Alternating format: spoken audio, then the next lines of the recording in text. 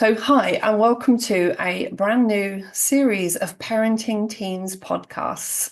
In this first episode, I'm going to be bringing to you more information about the parenting part of parenting teens, as well as looking at some of the pitfalls that teenagers go through. This is not a fixing teenagers podcast. I will state that one right out of the gate. We are not fixing teenagers, we are supporting and guiding them.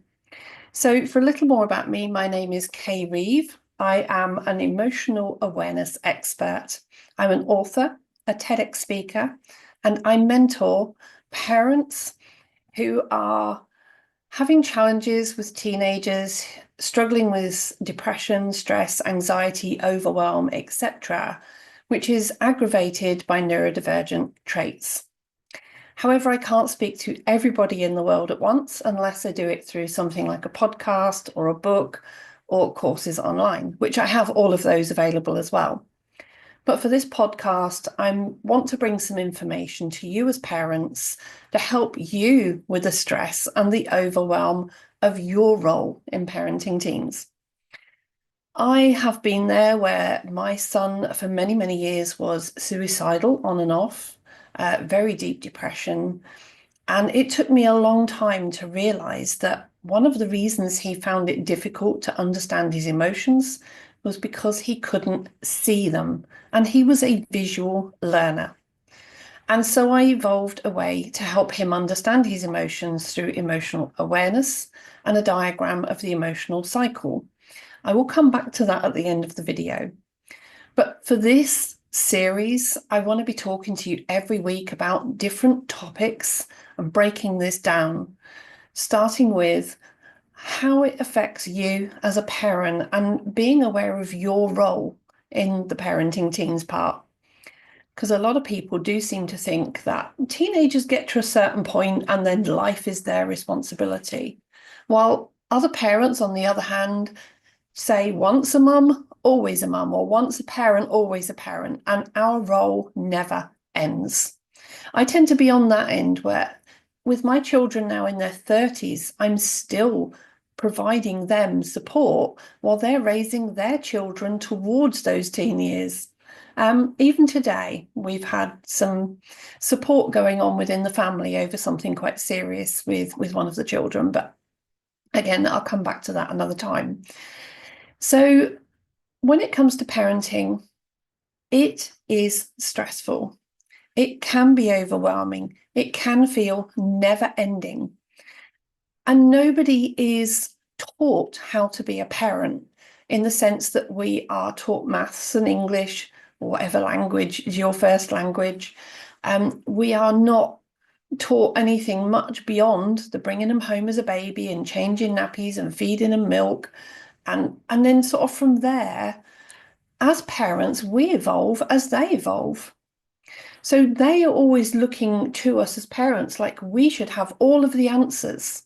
And yet we are learning with them just one generation ahead. And that is why generational learning is so powerful. When they say it takes a village to raise a child, sometimes we need that learning from the grandparent phase in how to parent, and the parents then parenting how to teen. But teenagers are going, oh, you're old now, you don't know what it's like to be a teenager. We do, we can remember. And if you're not sure and you can't remember, I will be reminding you through the series. We will be looking at a lot of things from their point of view to remind us how difficult life is as a teenager. It's not easy breezy. It's not just a case of, oh, go to school and sit there all day and learn. There is a lot involved in being a teenager. And as parents, we need to be that one step ahead of them all the time. See the pitfalls that are coming and to be able to prepare them that in such a way that they can navigate those pitfalls safely. So let's have a quick look at some of those pitfalls, and then we'll break these down into topics in further episodes. Starting at about 11 years old, they go to high school. It's a big step up emotionally, socially, educationally, and a big change from the one classroom all day to this big schedule of lessons, and the peer pressure in high school is very different to what it was in primary school. And so there's a lot of emotional challenges for them even early on to navigate into that new world of high school. And then they're already from there working towards the excitement and the pressures of becoming that teenager, very often displaying teenage behaviors from the age of 11, sometimes sooner, a lot sooner, depending on who they mix with. If you've got younger children with older children, like already teens, sometimes those behaviors can come in a lot earlier too. But let's not diverge, because I do that a lot. So coming into those teen years, they've got all the hormonal and physical changes going on in their body as well. And again, that can start from back as far as primary school, but majority of teenagers will go through that. Between sort of 13 to 18, all the physical hormonal changes that happen with growing up through puberty. And it is stressful. It literally does change your brain and how their brain works. And physiologically, it just changes their body in a way that it can become tender, it can be painful, it can be embarrassing, it can be uncertainty, there can be fears in there. For some, it's an excitement. And then there's all the hormonal changes that can send them in different directions as well, because no two people react to hormones in the same way. For example, and a good way to say this is put two people in front of a roller coaster and say, right, time to get on board, right? We don't all have the same, and hormones are responsible for emotions too, adrenaline and cortisol. And two people facing a roller coaster could have different reactions. One could be like, yeah, let me on, make it as big as you can and as fast as you can. And another one would be like, oh my God, no, I couldn't do that, I couldn't do that. And have a completely fearful reaction to exactly the same stimuli. And going through puberty, all of that can change how they feel as well, and how they react and how they respond. And then everybody's family is unique, so that all changes how they have learned over the years to respond to things through generational learning. And this is another thing that I will bring in as a separate topic, is generational learning, because that can be both good and bad. Well, I say good and bad, positive and negatives. And it's picking out the positives and negatives of generational learning to support your teenager going forward, and making that constructive conversation. But we'll dig into that another day. I've made some notes, bear with me. So when we're talking about the pitfalls as well, as on top of the puberty and the educational, having to move into careers options, years, like selecting their own topics. There's mock exams, there's real exams, there's having to choose college or going into work. These are all major pressures. And for some, they're an excitement, but for some of them, they are a form of fear and anxiety moving through those phases of life. And how we have those conversations with teenagers can make a big difference to how confident they feel going through these transitional phases. On top of that, there's then the risks in school of smoking or drinking, even getting into drugs. Then there is either sexual activity or relationships, having the first crush, being let down, through to the risks of STDs and pregnancies. And on top of that, there's the things that are more legal transitions, such as moving into adulthood, being responsible for their own income and finances, being able to learn to drive, being legally old enough to get married, to have babies, actually start raising their own family before they've even left their own teen years. And that's a scary thought, looking back from the adult point of view, how quickly they can go through those phases. And so they're still barely learning themselves. And this is where the generational learning comes in them already paying that forward to the next generation. When we develop our personalities very early on, from like 2, 3 years old, because of the way we pick things up from our parents. And so this is where the role of parenting teens is already proving important to what's going to happen when grandchildren arrive further down the line. And from my point of view as a grandparent, we're now already paying that forward.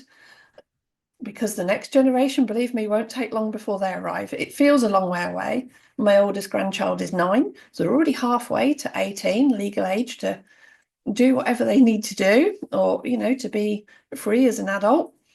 And so it all happens way too quickly. But let's take some of the pressure out of this for you as the parent. Right?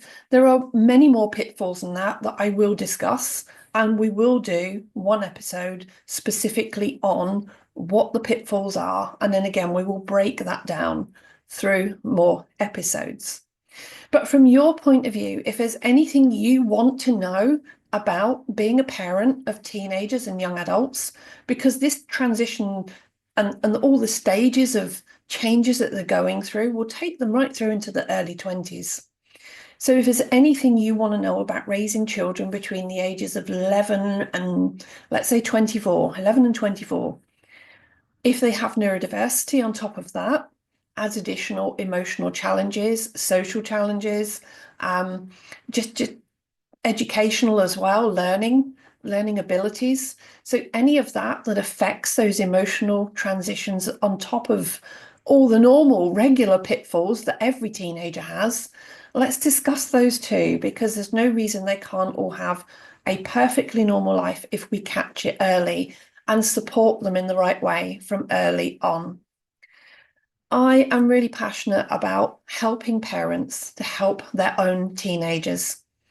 And I said I'll come back to a bit more about my son. My son was suicidal from the age of 8. So for us, our emotional journey began really quite early on, and he'd already had some differences going on there from a very young age that I hadn't understood until he got the diagnosis of Asperger's. Now, I know today it's referred to as autistic spectrum disorder, but that was the diagnosis as it was over 20 years ago. And so we had to do a lot of learning. I've spent years and years studying and learning about autistic spectrum disorder to support my son. Later down the line, I have discovered also that I have ADHD and potentially processing dyslexia too. So I've now recently started, after raising my son and then having time for me, started to realize my own generational part in this, in some of the things that have held me back in life or created additional challenges where I felt like I'd got barriers going on and I didn't understand why. And so there's a lot of things in there that might start to trigger things for you as a parent as we go along. Don't be afraid to ask about them as well. If you need to, pop something in one of the threads in the chat for me, and I will come back to you with an answer in a future episode. And so later on, it was at a point where my son was once again very, very suicidal. I'd sat with him for 3 hours, talking him out of a very dark place. And I was about to call the local mental health hospital and ask for help.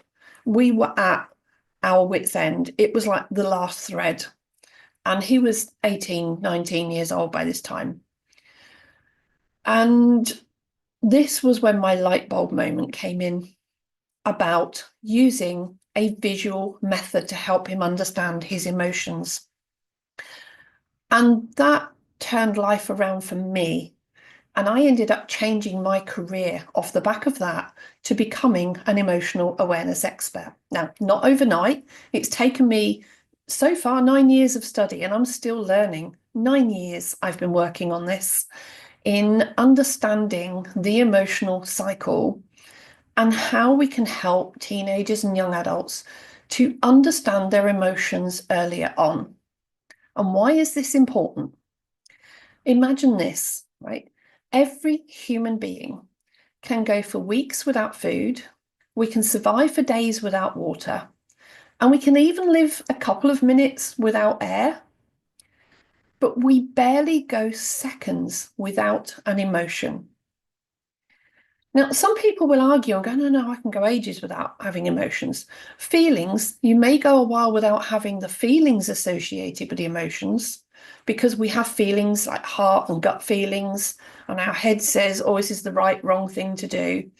And they do manifest as physical sensations, like when you're in love and your heart's pounding, or you've got exams coming up and you get butterflies in your tummy. These are the physical sensations called feelings.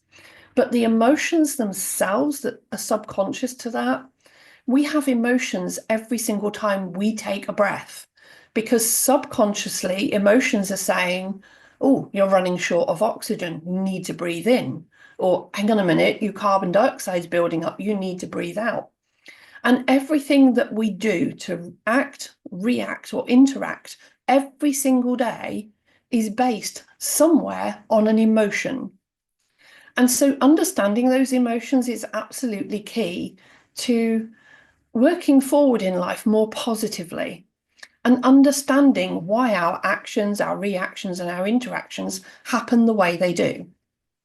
Some people are very reactive. Some people are much more thought-based and take time to assess things before they take action. Other people are quite happy to interact, while others are very avoidant of interaction. And again, it's all based on emotional responses. So it resulted in further down the line, me writing this book, Brain Unchained. And I'm not going to throw this at you in every episode, but just to understand from a point of view today, that this is the result of then using mentoring as a parent to help my son, and to switch between parenting and mentoring was a powerful thing. But we'll talk about that switching and again further down the line. This is the emotional cycle diagram that I used to help my son understand his emotions. But it's not the only thing that helped from there. It was the beginning. And from here, it was helping him to understand all of the personal development strategies and techniques for him that would help. And they were things like the ripple effect and circle of influence of friends and interdependence and lots of other techniques and strategies, communication strategies, gratitude, mindfulness, positive thinking, reflection, whether it's using mind maps, whether it is having time out and using physical activity. And there were so many different ways that helped my son over the years. But instead of it just being subconscious things helping him, we made it a point of awareness, that he is aware of when he's having difficulties and aware of the strategies that help him through those times. But more importantly than that, that he is aware of when it's time to pick up the phone and say, I need help, rather than the strategies he was using beforehand of being suicidal and overwhelmed, turning his back on the world, shutting me out as a parent, and trying to face this world with this really angry mentality of, I don't belong here. We want to avoid that at all costs. Oh, excuse me, I'm so tickly. We want to avoid that at all costs with teenagers where we can. And I want to help you to help them avoid that. I would like to see more parents step out of that danger zone where they're rescuing their child emotionally from drowning day after day after day, and stepping into a place where your teenager trusts you enough to turn to you for the conversations they need day after day as they need. And you have that trust and you have that bonding back. That is the purpose of me starting this Parenting Teens podcast, is to bring that trust back between you and your teens, for you to be their guide. So when all the years my son couldn't get the help he needed through the educational route, and any help that we did get through the medical route or GP or psychologists and therapists, he would turn up at an appointment weeks and months later and say, there's nothing wrong with me now. And mum's making it all up, and we would end up being dismissed. And then next day he would be back in the pits and rock bottom again and again and again. And I don't want to see you going through that. And that is where I realized that when other external support was not available, I was the one person that was there for him, but he couldn't see that. And if your teenagers are the same and they can't see how much you were there for them, Continue watching future episodes of this as they go live every Tuesday. Now, I was planning on 5:30 p.m. every Tuesday, and as much as I can, I will stick to that. However, today's is a little early because I've got another training course to go on tonight. So each week will vary a little bit, but where possible, 5:30 p.m. GMT, I will be live on YouTube. So I'm looking forward to the rest of this. So many topics and so many conversations that I can bring to you. But for today, I hope this gives you some hope and some inspiration as a parent to never give up. Because that was my mantra as a parent that got me through and helped my son ultimately, was that I never gave up on him. And there came a day when he turned around to me and said, "Mum, thank you for never giving up on me." Let's see if we can do that for you and your teenagers. So until next Tuesday, I hope you have a more positive week, that you manage to get some great conversations going, and drop me a message in the conversations about anything that you would like me to bring up on future episodes. Take care, and hugs and healing from me to you all. Bye bye.